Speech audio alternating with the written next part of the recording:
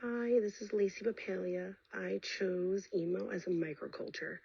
The reason I chose this was because I lived this in high school. This is the microculture that I belong to 100%. While it has been many years since I was in high school, I still feel very much a part of this. I may not dress or act as much as I did in high school, according to the standards for emo. I still feel that the introversion and the emotional side. So I still do count myself as a part of this microculture. So I'm hoping to share and spread some knowledge about it.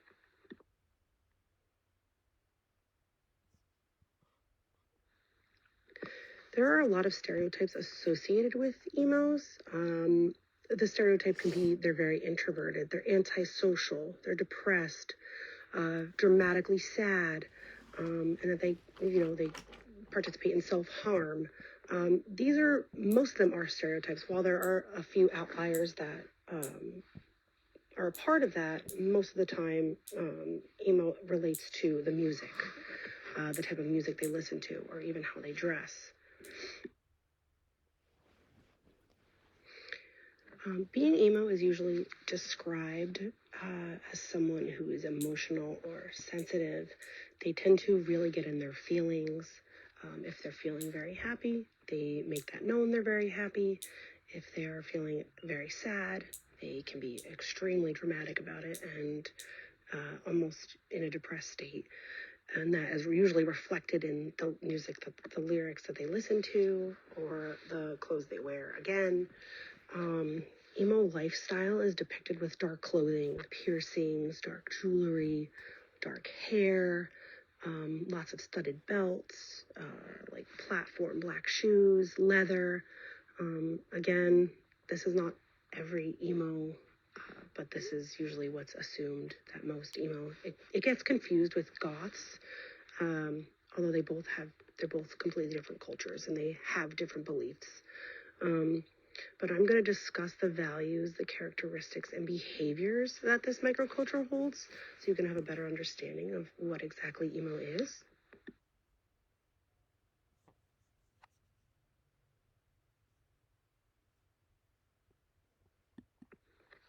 First is values. Emo people typically value acceptance, art, introspection. They mainly value acceptance because they're so used to being the outliers and being misunderstood by society and wrongly associated with negative things like self-harm and, depression and stuff like that. So they're generally quiet and mysterious, and they keep to themselves or people in their group. The emo people like to use music and the arts as like a community and an outlet for feelings. They use poetry, songs, simple quotes. All of that is used to express themselves so that other people can kind of get an idea of what they feel.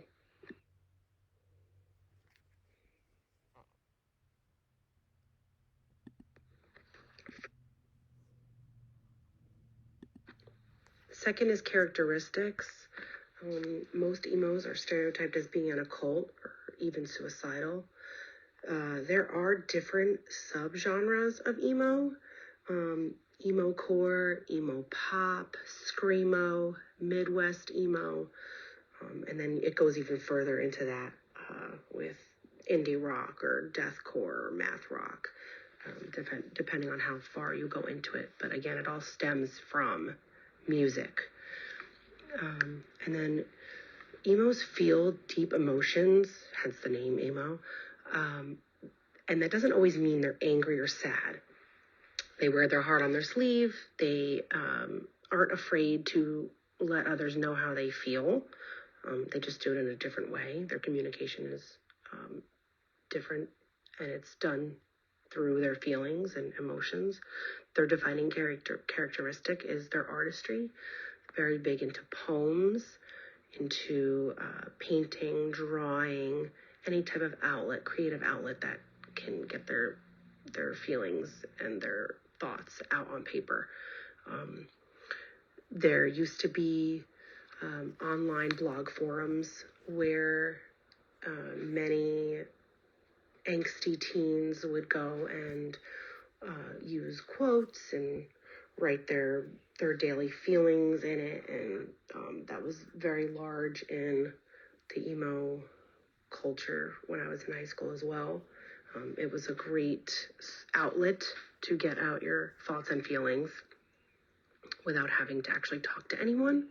So that was a big thing with the introversion, and wanting to express how you feel, but not being able to with other people because you prefer to be alone.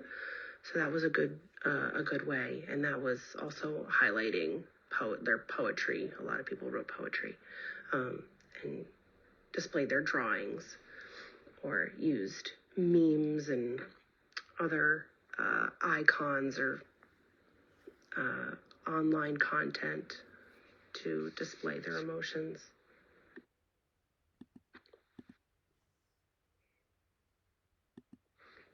Third is emo traits.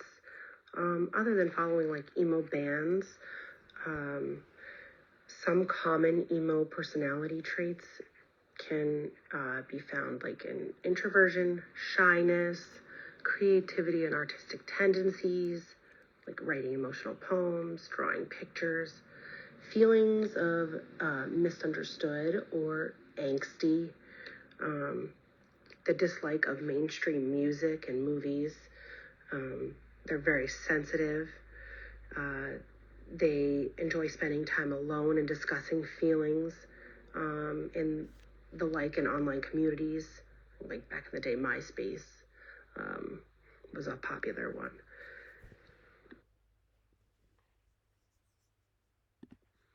Some other common traits are in their unique clothing styles.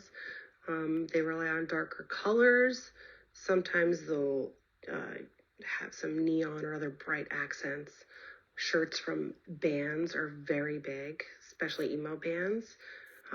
Emo clothes are typically tight jeans with a couple rips, some bracelets, choker necklaces. Another way they dress or present themselves is through makeup, dark eyeliner, black nail polish. I used to only wear black nail polish, and I would have dark eyeliner, dark mascara, dark makeup. Bright colors were not a thing. It was just only dark. I did go through a phase where I dyed my hair black, and the emo hairstyle is usually black with some bangs over the one side of your eye. Darker colors, or maybe even a little bit of neon in your hair. Basically, bedhead was very big with the emo lifestyle.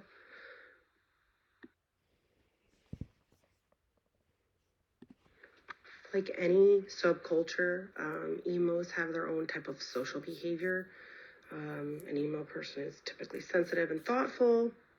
They're quiet and introspective.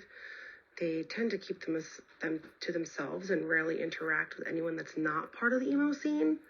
They're non-conforming and they like to be outside the box. They participate in more artistic pursuits instead of sports or any extracurricular activities or organized activities. Third, some other common traits are in any other than styles. Emos have their own type of social behavior.